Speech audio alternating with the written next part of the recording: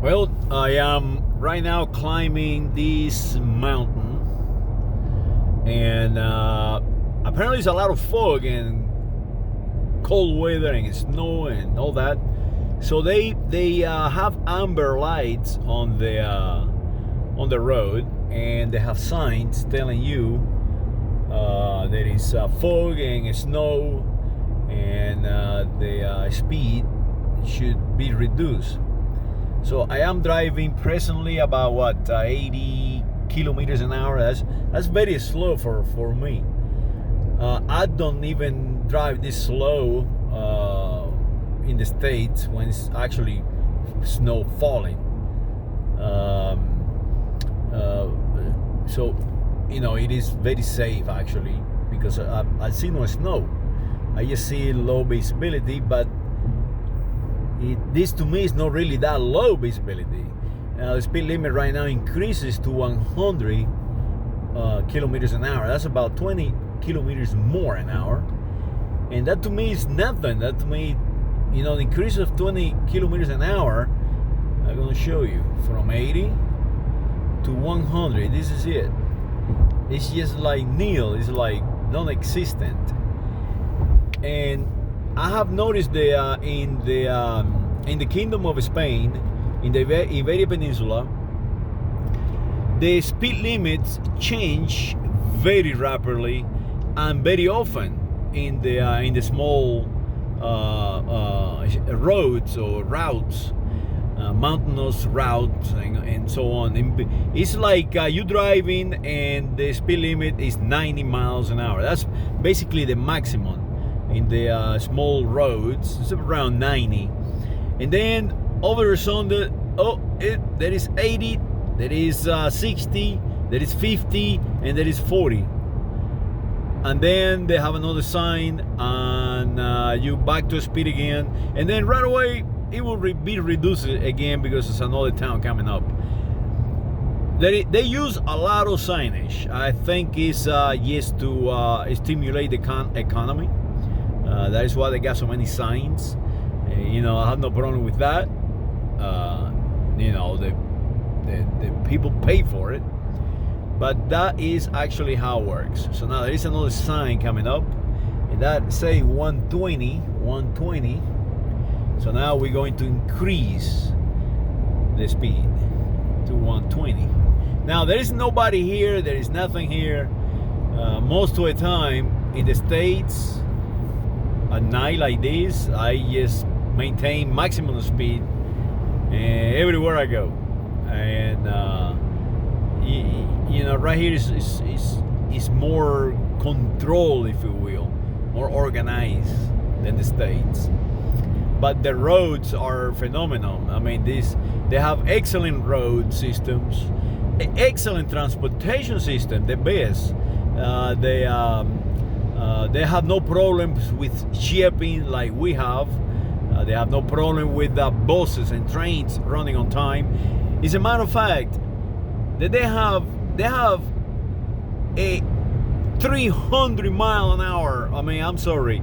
300 kilometers an hour public transportation trains, or rapid rail system, departing every 13 minutes basically, or every 15 minutes, from Barcelona to Madrid, the two most important cities in the Iberian Peninsula. So as you see, you can be doing business within 4 hours or 3.5 hours in Madrid from Barcelona, or you can actually get up in the morning, go to Madrid, hang out all day, get back on the train to Barcelona, and just spend like 6 hours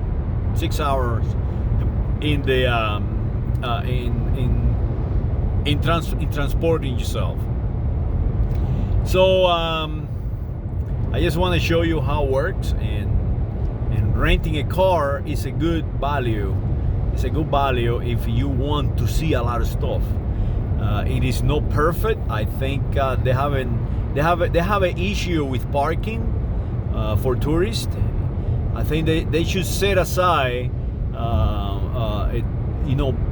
places around town where a tourist can go and they be like how can I say, guide to important places, because the tourists do not know, like me, I have no idea about color code parking lots. Every street has a color code parking. They cost different, and they have different jurisdictions. They have signs pointing which way is the color and where you pay it, and you have to be a scholar to figure all this out. Unless you live on the town, this is your home. You have no idea what that color means, and like me, I was looking around for parking meter, and I didn't even know it was a color up there on the ground. So I think they can do better job. They can do better job on accommodating people, especially from the United States of America, that they are used to drive. They used to drive the motor car, and I think they can do a better job with the biology. How to save the biology needs, or meet the biology needs, the human biology. That's what I mean. Like bathrooms, water. The bathroom is important, and you do fine if it's in the daylight. You do just fine if you do not want to travel the entire peninsula. If you just go to a venue, to a city, and you want to just visit a particular geography, there is no problem in Spain, for that kind of tourism. There is no problem. It's doable, fine. But if you want to do what I do, there is go on pilgrimage, because I am not actually a tourist. I don't see myself as a tourist. I'm going to see the land. I'm going to see the peninsula, the Iberia Peninsula. I think they can improve on that. They can market the Iberia Peninsula itself. Right now, they are marketing cities and venues like the Royal Palace or the Armory. So that is in a specific place. I'm talking about market the entire peninsula, and places like Padilla de Arriba, Padilla de Abajo. They are wonderful, wonderful people. That people don't go there, and they should go there, because that is where really the Iberians live. That is what the Iberian culture come from. It's not in the cities, it's in the countryside. And as I travel through the Iberia Peninsula, I noticed that the countryside is collapsing. All the houses are empty. Many houses collapsing. This is old houses, like 1,000 years old. So the tourists are they are being marketed to big cities, not the countryside. So I think they can do a better job on that.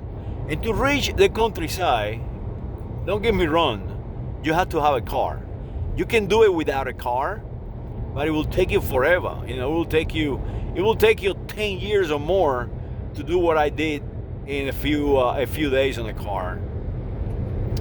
So that is my take on driving on the roads in the Iberia Peninsula, the Kingdom of Spain, the European Union.